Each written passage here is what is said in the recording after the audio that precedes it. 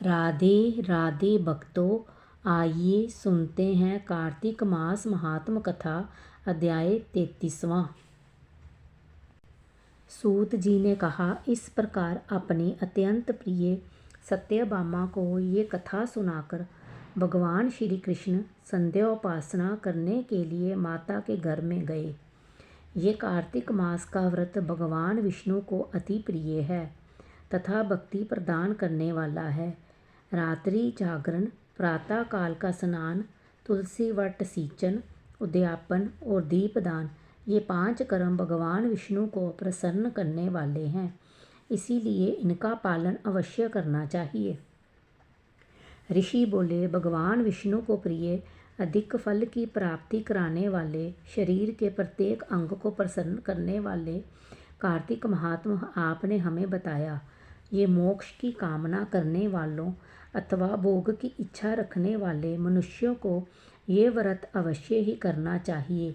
इसके अतिरिक्त हम आपसे एक बात पूछना चाहते हैं कि यदि कार्तिक मास का व्रत करने वाला मनुष्य किसी संकट में फंस जाए, या वह किसी वन में हो, या व्रती किसी रोग से ग्रस्त हो जाए, तो उस मनुष्य को कार्तिक व्रत को किस प्रकार करना चाहिए, क्योंकि कार्तिक व्रत भगवान विष्णु को अत्यंत प्रिय है और इसे करने से मुक्ति एवं भक्ति प्राप्त होती है, इसीलिए इसे छोड़ना नहीं चाहिए। श्री सूत जी ने इसका उत्तर देते हुए कहा, यदि कार्तिक का व्रत करने वाला मनुष्य किसी संकट में फंस जाए तो वह हिम्मत करके भगवान शंकर या भगवान विष्णु के मंदिर जो भी पास हो उसमें जाकर रात्रि जागरण करे। यदि व्रती घने वन में फंस जाए तो फिर पीपल के वृक्ष के नीचे या तुलसी के वन में जाकर जागरण करे। भगवान विष्णु की प्रतिमा के सामने बैठकर विष्णु जी का कीर्तन करे। ऐसा करने से सहस्त्रों गांवों के दान के समान फल की प्राप्ति होती है।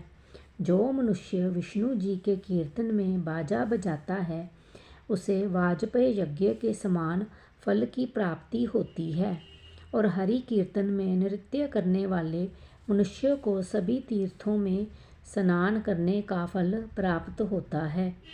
किसी संकट के समय या रोगी हो जाने और जल न मिल जाने की स्थिति में केवल भगवान विष्णु के नाम मात्र से मार्जन ही कर ले।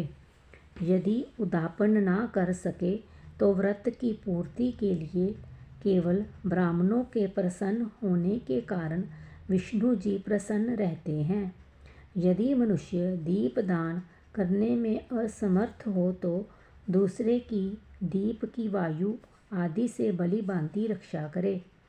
यदि तुलसी का पौधा समीप ना हो तो वैष्णव ब्राह्मण की ही पूजा कर ले, क्योंकि भगवान विष्णु सदैव अपने भक्तों के समीप रहते हैं।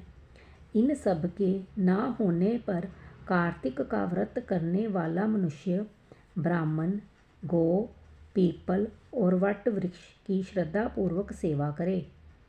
शौनक आदि ऋषि बोले, आपने गौ तथा ब्राह्मणों के समान पीपल और वट वृक्षों को बताया है, और सभी वृक्षों में पीपल तथा वट वृक्ष को ही श्रेष्ठ कहा है, इसका कारण बताइए। सूत जी बोले, पीपल भगवान विष्णु का और वट भगवान शंकर का स्वरूप है। पलाश ब्रह्मा जी के अंश से उत्पन्न हुआ है। जो कार्तिक मास में उसके पत्तल में भोजन करता है वह भगवान विष्णु के लोक में जाता है। जो इन वृक्षों की पूजा, सेवा एवं दर्शन करते हैं उनके सभी पाप नष्ट हो जाते हैं। ऋषियों ने पूछा, हे प्रभु, हम लोगों के मन में एक शंका है कि ब्रह्मा, विष्णु और शंकर वृक्ष स्वरूप क्यों हुए हैं। कृपया आप हमारी इस शंका का निवारण कीजिए। सूत जी बोले, प्राचीन काल में भगवान शिव तथा माता पार्वती विहार कर रहे थे। उस समय उनके विहार में विघ्न उपस्थित करने के उद्देश्य से अग्निदेव ब्राह्मण का रूप धारण करके वहां पहुँचे। विहार के आनंद के वशीभूत हो जाने के कारण कुपित होकर माता पार्वती ने सभी देवताओं को शाप दे दिया। माता पार्वती ने कहा, हे देवताओं, विषय सुख से कीट पतंगे तक अनभिज्ञ नहीं हैं। आप लोगों ने देवता होकर भी उसमें विघ्न उपस्थित किया है, इसीलिए आप सभी वृक्ष बन जाओ। सूत जी बोले, इस प्रकार कुपित पार्वती जी के शाप के कारण समस्त देवता वृक्ष बन गए। यही कारण है कि भगवान विष्णु पीपल और शिवजी वट वृक्ष हो गए। इसलिए भगवान विष्णु का शनि देव के साथ योग होने के कारण केवल शनिवार को ही पीपल को छूना चाहिए, अन्य किसी भी दिन नहीं छूना चाहिए। कथा समाप्त हुई। राधे राधे। कृपया मेरे चैनल को लाइक, शेयर, कमेंट और सब्सक्राइब करें।